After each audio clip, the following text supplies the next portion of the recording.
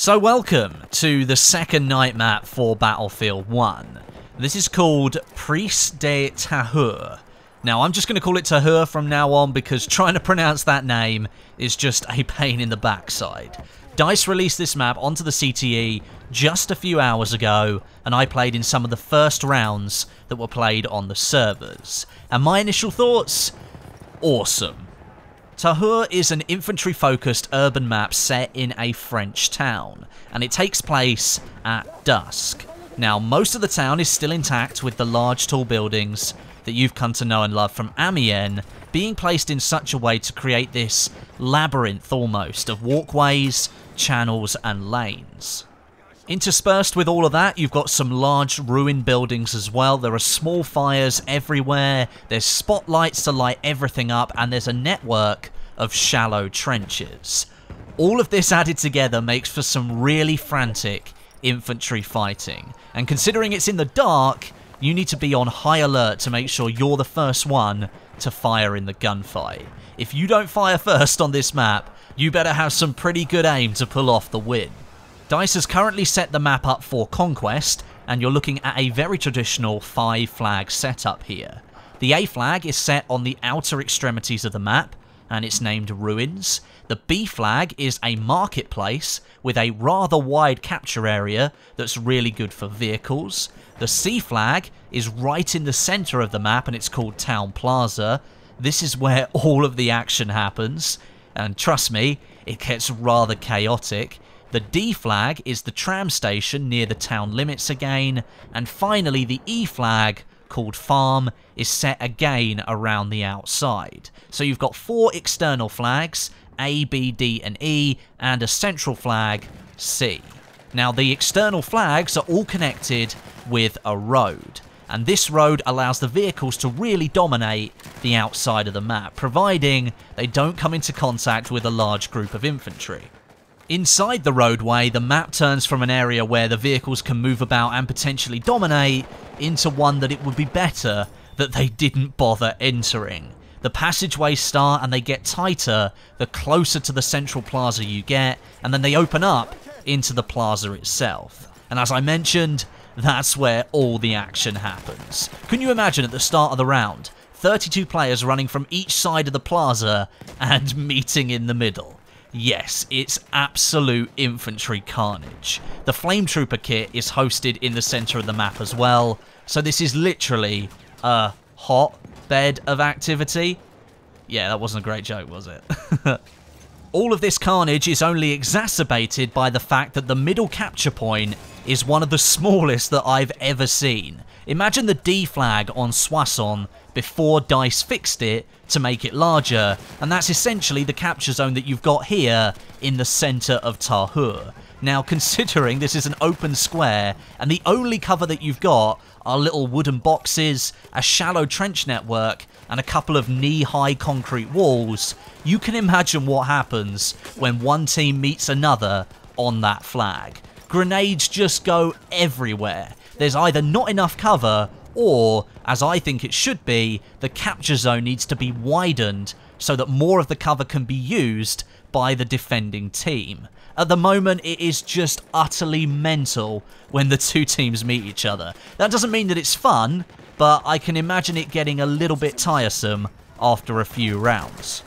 There are tall buildings all the way around the outside of this central plaza, so there's plenty of opportunity for infantry to get a little bit of high ground and fire down into the, I don't know, monument in the middle, I suppose you could say. And there is just so much potential for getting grenade kills at the moment. Either there needs to be more cover, or they just simply have to expand that capture zone. I really do like the inclusion of the shallow trench lines. They sort of bleed into this urban setting, and it gives you that small reminder that out there in the countryside, there is still a major war going on. Now, if we think back to the first time we saw Nivelle Nights on the CTE, which is the first of the night maps coming to Battlefield 1, you'll remember that I complained that Conquest didn't really feel right for this map. Well, you can flip that on its head here for Tahure because it plays absolutely brilliantly on Conquest. It really is like the nighttime successor to Amiens, and I consider it one of the better Conquest maps that you can play right now, if you like infantry action. Vehicles do play a role to a certain extent, and they can actually break into the plaza in the centre.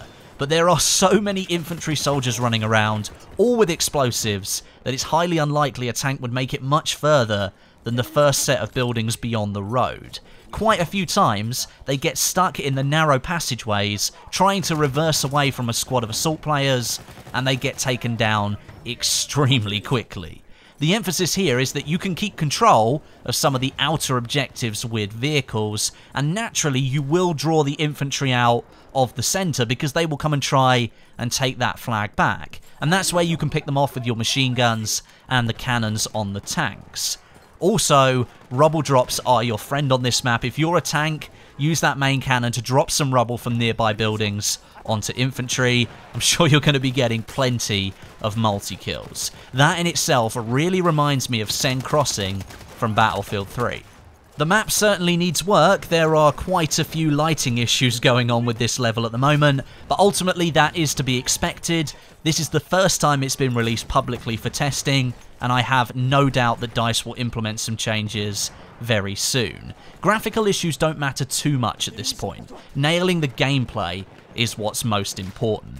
I think that C flag in the centre could really benefit from a wider capture zone, and the distance between the B and the D flags in relation to the C flag could be better as well. It takes you far less time to move from the B to the C flag than it does from the D to the C flag. It might not be a huge issue as these flags aren't the gimmies of each side of the map, but they do still have a bit of balance to work on, I think. There is more infantry action around D, and there's more vehicle action around B. Perhaps that's the way that DICE intended it, but because the map is so heavily infantry focused, I think a little bit more work needs to be done, especially on the D side, to perhaps make it a little bit closer to the C flag overall. Whether this is really a change that can be made, I mean, you're looking at the map right now and you can see that a lot of the texturing has been done, a lot of the pathing seems to be pretty much nailed.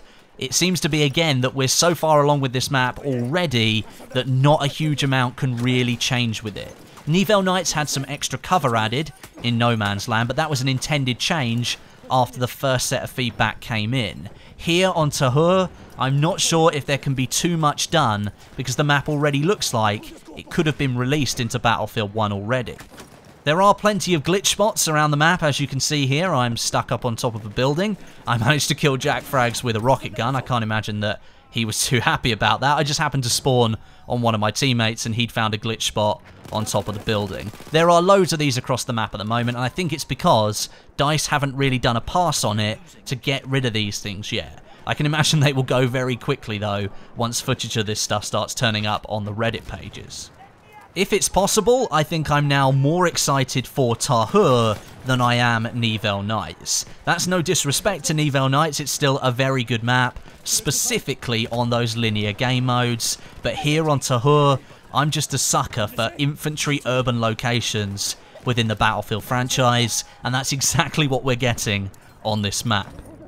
Now, if you've got access to the CTE for Battlefield 1 on the PC right now, I'd highly encourage you to go and give this map a go.